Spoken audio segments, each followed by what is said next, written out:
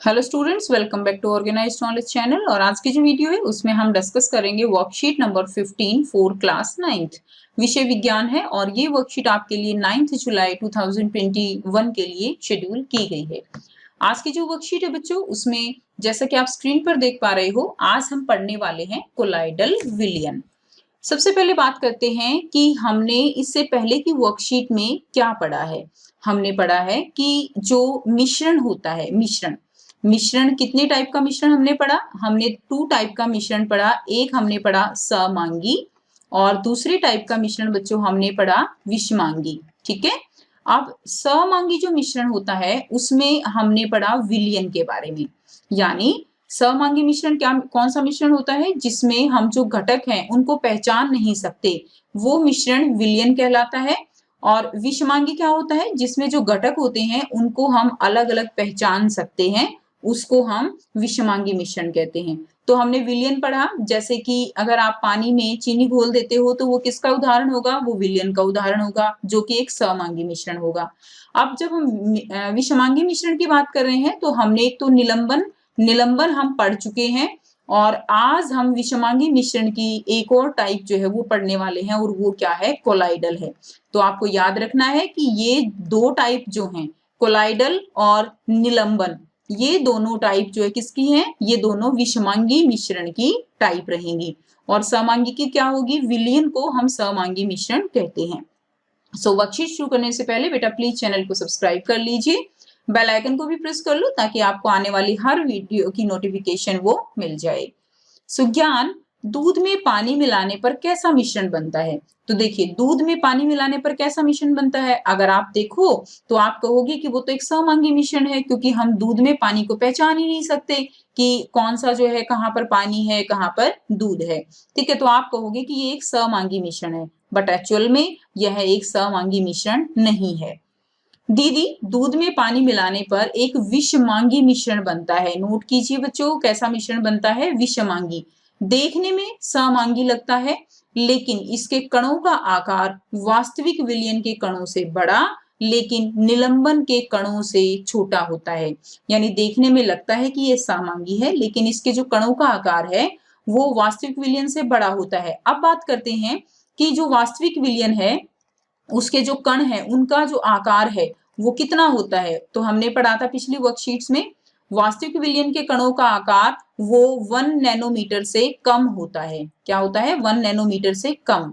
लेकिन अगर हम कोलाइडल की बात करते हैं, ठीक है, जो कोलाइडल विलयन है उसके जो कणों का आकार है वो 1 नैनोमीटर से कितना होता है, 1000 नैनोमीटर, 1000 नैनोमीटर तक। और जो निलंबन होता है तीसरा, उनके कणों का आकार होता है 1000 नैनोमीटर से ज्यादा। क्लियर है। यानी जो कोलाइडल है उसका वास्तविक विलयन के जो कण है उनसे तो बड़ा हो गया, लेकिन निलंबन के कणों से छोटा होता है। तो 1 नैनोमीटर से 1000 नैनोमीटर तक की जो रेंज होती है वो कोलाइडल के कणों की होती है। अब देखिए, वास्तविक विलयन जो है उसको, उसके दो आप उसके घटक कह सकते हो। एक तो होता है विलायक। विलायक कौन सा होता है, जो ज्यादा मात्रा में होता है। और दूसरा होता है विलेय। विलेय कौन सा होता है, जो कम मात्रा में होता है। सेम इसी तरह विलयन की तरह कोलाइडल विलयन के भी क्या होते हैं, दो भाग होते हैं। एक होता है प्रक्षिप्त प्रावस्था और एक होता है परिक्षेपण माध्यम। माध्यम क्या है, जिसके अंदर मिलाया जाए वो क्या कहलाएगा, वो परिक्षेपण माध्यम कहलाता है। और जिसे मिलाया जाए यानी प्रक्षिप्त प्रावस्था, उसको क्या कहेंगे, प्रक्षिप्त प्रावस्था, जिसे मिलाया जाए। जैसे कि हमने, अगर हम पानी में चीनी की बात कर रहे हैं तो पानी विलायक है और चीनी विलेय है। इसी तरह यहाँ पर अगर हम बात करें दूध और पानी के मिश्रण की, ठीक है, तो इस मिश्रण में दूध में उपस्थित प्रोटीन और वसा के कण जो है वो क्या है, वो प्रावस्था है, क्योंकि उनको किस में मिलाया गया है, उनको पानी में मिलाया गया है। तो पानी क्या हो जाएगा यहाँ पे, पानी जो है वो परिक्षेपण माध्यम है। ठीक है। इसमें देखिए ये क्या है, ये जो कण है ये पानी के कण है। पानी क्या है, एक माध्यम है जिसके अंदर जो प्रावस्था है यानी प्रोटीन और वसा के कण घोले गए हैं। तो ये क्या हो जाएगा, ये प्रक्षिप्त प्रावस्था। और पानी क्या है, पानी परिक्षेपण माध्यम है। अब हम बात करेंगे कोलाइडल विलयन के गुण। तो कोलाइडल विलयन के क्या क्या गुण होंगे, देखिए यह एक विषमांगी और स्थायी मिश्रण होता है, तो हम ये पढ़ चुके हैं। अब ये विषमांगी मिश्रण कैसे है, ठीक है। स्थायी मिश्रण है, स्थायी का मतलब क्या होता है कि अगर आपने दूध को रख दिया तो क्या कुछ देर बाद उसके अंदर जो प्रोटीन और वसा है वो ऐसे नीचे बैठ जाएंगे क्या? तो आप कहोगे बिल्कुल नहीं बैठेंगे। तो नहीं बैठेंगे तो ये कैसा मिश्रण है? ये स्थायी मिश्रण है। जो हमने निलंबन पढ़ा था, निलंबन में क्या था? निलंबन में था कि अगर आप पानी के अंदर जो रेत होता है उसको घोलते हो तो कुछ देर बाद रेत जो है वो नीचे बैठ जाता है, यानी वो कैसा मिश्रण हो गया? वो अस्थायी मिश्रण हो गया। नेक्स्ट देखिए, इसके कणों को केवल आंखों से नहीं देखा जा सकता है, लेकिन यह कण आसानी से प्रकाश की किरण को फैला देते हैं। तो जो कोलाइडल विलयन के कण हैं वो इतने बड़े भी नहीं होते कि उनको हम आंखों से देख सकें, ठीक है। और इतने बड़े जरूर होते हैं कि जो प्रकाश की किरण होती है उसको वो फैला देते हैं और हमें मिश्रण में उसका पथ या मार्ग जो है वो साफ दिखाई देता है, जिसको हम क्या कहते हैं? टिंडल प्रभाव कहते हैं, जो कि वास्तविक विलयन में नहीं होता। तो क्यों नहीं होता वास्तविक विलयन में? क्योंकि उसके कणों का आकार छोटा होता है और वे प्रकाश की किरण को फैला नहीं सकते। आप डायग्राम से देख सकते हो, ये टॉर्च का प्रकाश है, ये विलयन है, विलयन यानी पानी के अंदर चीनी या नमक घोला हुआ है, और ये कोलाइडल विलयन है, ठीक है, जिसके अंदर अगर हम पानी के अंदर मैदा घोल दें तो वो भी एक कोलाइडल विलयन की तरह ही काम करेगा। तो यहाँ पे आप देख सकते हो कि ये जो प्रकाश की किरण है ये पूरी तरह से क्या है? पूरी तरह से हमें रास्ता दिखाई दे रहा है, पथ दिखाई दे रहा है। प्रकाश जो कण है, कोलाइडल कण, उन्होंने क्या किया? प्रकाश की किरण को फैला दिया, ठीक है, और हमें पूरा का पूरा जो पथ है वो हमें विजिबल दिखाई देता है। उसके बाद देखिए, इसके कणों को छानन विधि से अलग नहीं किया जा सकता। तो यानी इसके कण जो हैं वो इतने छोटे जरूर हैं कि उनको हम छानन विधि से अलग नहीं कर सकते। नेक्स्ट देखिए, नेक्स्ट आपको जो दिया गया है, कोलाइडल विलयन के कुछ उदाहरण दिए गए हैं जो कि इंपॉर्टेंट हैं। इसमें प्रक्षिप्त प्रावस्था, प्रक्षेपण माध्यम, और ये क्या है? प्रकार क्या रहेगी, और यहाँ पे दिया गया है आपको उदाहरण, ठीक है। अब अगर आप ध्यान से देखें तो अगर आपके पास माध्यम गैस है, ठीक है, याद रखेंगे, अगर माध्यम गैस है फिर उसमें चाहे आप द्रव को जो है उसके अंदर घोल दो या ठोस को घोल दो तो वो प्रकार एरोसोल कहलाएगा। क्या कहलाएगा? एरोसोल। जैसे कि अगर हमारे पास माध्यम जो है वो गैस है और उसके अंदर हमने द्रव को जो है घोल दिया, जैसे कि कोहरा, कोहरे में क्या है? या बादल, कुहासा, बादल में गैस, माध्यम में क्या है? द्रव है, क्लियर, प्रावस्था। तो ये उदाहरण किसका हो जाएगा? एरोसोल का। इसी तरह देखिए, धुएं में गैस जो है माध्यम है, गैस के अंदर ठोस के कण जो है वो होते हैं धुएं के अंदर, ठीक है ना, छोटे छोटे ठोस के कण होते हैं, तो वो भी उदाहरण किसका रहेगा? एरोसोल का। या स्वचालित वाहन का निथार जो होता है, एग्जॉस्ट जो निकलता है उसमें से। नेक्स्ट देखिए, अगर हम बात करें, अगर माध्यम हमारे पास द्रव है और प्रावस्था जो है वो गैस है, जैसे कि शेविंग क्रीम, तो ये क्या है? किसका उदाहरण रहेगा? ये प्रकार आपकी फोम रहेगी, क्लियर। द्रव माध्यम के अंदर गैस को घोला गया है तो ये प्रकार फोम कहलाएगी, जैसे कि शेविंग क्रीम।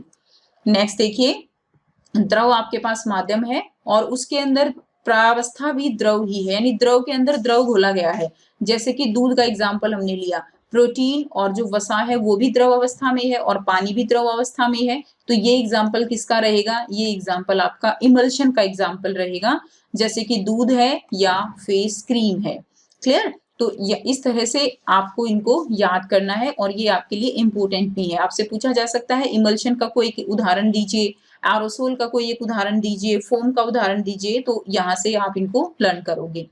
अब यहाँ पे बहुत ही आसान से 4 प्रश्न दिए गए हैं जिनको हम 1 बाय 1 डिस्कस करेंगे।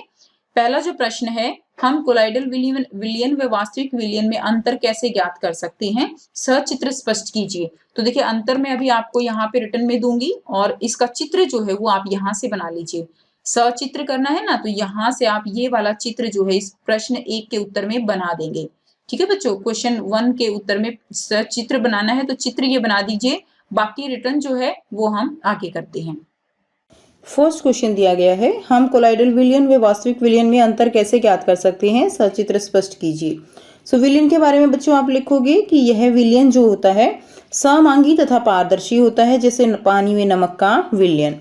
सेकंड पॉइंट होगा, इसमें विलय के कणों का आकार 1 नैनोमीटर तक होता है। थर्ड जो पॉइंट आप लिखोगे वो है, इसमें विलय के कणों को सूक्ष्मदर्शी यंत्र द्वारा भी नहीं देखा जा सकता, बहुत छोटे कण होते हैं। नंबर 4 पॉइंट हो जाएगा, इसमें विलय कणों को छानकर पृथक नहीं किया जा सकता, यानी जो छानन विधि होती है उससे जो विलेय के कण हैं उनको अलग नहीं किया जा सकता। नंबर 5 आप लिखेंगे, अपने छोटे आकार के कारण विलयन के कण गुजर रही प्रकाश किरण को फैलाते नहीं हैं, इसलिए विलयन में प्रकाश का मार्ग दिखाई नहीं देता, यानी जो टिंडल प्रभाव है वो इसमें दिखाई नहीं देता। नेक्स्ट कोलाइड के बारे में लिखेंगे, यह विलयन समांगी दिखाई देता है लेकिन विषमांगी होता है, यानी दिखने में जैसे दूध है, दिखने में वो समांगी है लेकिन एक्चुअल में वो विषमांगी होता है, जैसे दूध, रक्त, शाही, टूथपेस्ट। सेकंड, इसमें विलेय के कणों का आकार 1 नैनोमीटर से 1000 नैनोमीटर तक होता है, अर्थात विलयन के कणों से बड़ा आकार होता है। तीसरा इसमें लिखेंगे, इसमें विलेय के कण जो हैं वो एक जो शक्तिशाली सूक्ष्मदर्शी यंत्र है उसके द्वारा देखे जा सकते हैं। नंबर 4 पॉइंट आप लिखोगे, इसके कणों को छानकर पृथक नहीं किया जा सकता है। नंबर 5 पॉइंट आप लिखोगे, कोलाइड कण इतने बड़े होते हैं कि प्रकाश की किरण को फैला देते हैं और उसके मार्ग को दृश्य बनाते हैं, यानी जो टिंडल प्रभाव होता है वो इनके अंदर दिखाई देता है। नेक्स्ट देखिए, प्रश्न 2 है, निम्न की परिक्षेपण माध्यम व परिक्षिप्त प्रावस्था को लिखना है। धुआं, कोहरा और बादल ये दिए गए हैं, तो इसमें धुएं में जो है माध्यम क्या हो जाएगा, गैस माध्यम है, और उस गैस माध्यम में जो यहाँ पर प्रावस्था है, ठीक है, वो क्या है, ठोस है, यानी जो धुएं के कण हैं वो जो है विलेय अवस्था में होंगे, जो ठोस होगा। कोहरा माध्यम गैस है और उसमें जो परिक्षिप्त प्रावस्था है वो द्रव है। नेक्स्ट देखिए, बादल, बादल में क्या होगा, बादल के अंदर भी जो माध्यम है वो गैस होगा और जो परिक्षिप्त प्रावस्था है यानी जो विलेय के कण हैं वो किस अवस्था में होंगे, वो जो है द्रव अवस्था में होंगे। नेक्स्ट देखिए, प्रश्न 3 आप लिखेंगे, कोलाइडल विलयन समांगी प्रतीत होता है पर वह विषमांगी होता है, स्पष्ट करें। अभी हमने पढ़ा ऊपर कि जो कोलाइडल विलयन है वो दिखता तो समांगी है बट एक्चुअल में विषमांगी होता है। कोलाइडल विलयन समांगी प्रतीत होता है पर वह विषमांगी होता है क्योंकि जो कोलाइडल विलयन में कणों को हम नग्न आंखों से नहीं देख सकते, लेकिन इनका वितरण भी वो क्या होता है कि समान रूप से नहीं होता, और ये टिंडल प्रभाव भी दिखाते हैं। तो ये टिंडल प्रभाव दिखाते हैं, इनका वितरण समान रूप से नहीं होता, तो हम कह सकते हैं कि ये कैसा है, ये विषमांगी होता है। सो ये आपका प्रश्न 3 का उत्तर हो जाएगा। नेक्स्ट देखिए, प्रश्न 4 दिया गया है, निम्न में से कोलाइडल विलयन छांटिए। तो आपको इनमें से कोलाइडल विलयन छांटने हैं। पहला दिया गया है साबुन और पानी, नमक पानी, रेत पानी और कोहरा। तो देखो बच्चों, साबुन और पानी ये कैसा है, ये कोलाइडल विलयन है। दूसरा है नमक और पानी, तो नमक और पानी कैसा है, ये वास्तविक विलयन है। नमक और पानी कैसा हो जाएगा, वास्तविक विलयन, बट आपको यहाँ पर कोलाइडल विलयन छांटने हैं तो हम केवल आंसर में वही लिखेंगे। पानी और रेत ये निलंबन का उदाहरण हो जाएगा, ठीक है।